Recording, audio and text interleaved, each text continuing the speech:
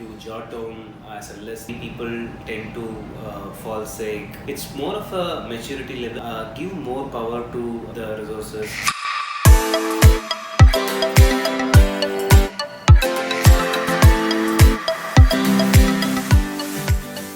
Hey, I'm Thanigaivel. I'm heading operations in doodleblue. Today we are going to talk about a few elements in operations.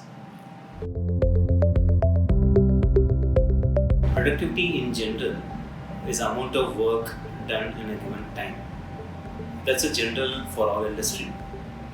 If you talk about specifically in IT software development, it's the amount of the number of tasks being achieved by a particular resource on a given time is what we're looking at. We focus more of a quality work rather than the quantity of the work being done, because here we care about more. It's not the number of lines we written as a code. It's more of the logic or the robust of the logic is what it matters. So we in IT we just definitely emphasize on quality of the work which we done in a particular time. Obviously, quantity also matters, but quality overpowers the quantity. So in general, is the amount of work being done in a given time of a particular resources is called productivity. So efficiently managing the time or time management is a very vast subject, and obviously mastering that really helps all of us. So if you talk about in software IT, definitely time management is really important. It starts with the basic thing like if you plan in terms of what you want to achieve in a particular time period. You jot down as a list like, let's say 1, 2, 3, 4, 5, I want to achieve this, and that will give much more clarity in terms of how when you're doing the execution. If you don't have that clarity, your execution will be poor, and it will be lost. It will be wasting time basically. So if you want to efficiently manage time, maybe it's a best practice to have a list.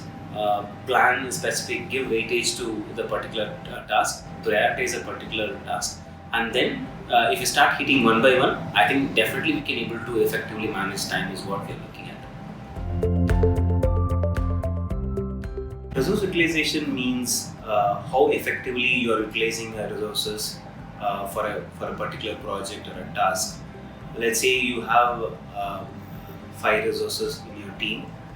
Let's say everybody has 8 hours of work, and you definitely feel that in the end of a particular day, you will definitely get all 5 of them can able to produce 8 hours of work. I think that's a very good of managing or optimizing the resource basically. Let's assume a particular resource has only 4 hours of task, and 4 hours the resource is going to sit idle. Then obviously there is a optimization is low for a particular resource. In that case, we try to balance it with the other tasks or other project tasks. If you can just plan that and able to make sure that the resource being meaning work for 8 hours and able to give a proper output.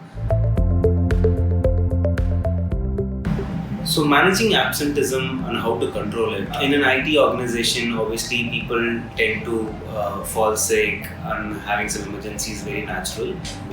So we definitely need to have some kind of a buffer or some kind of extra resources in order to replace an absentee's resources, so that the project is not dependent on a particular resource, so that deliverables are not affected because of any absentees, right?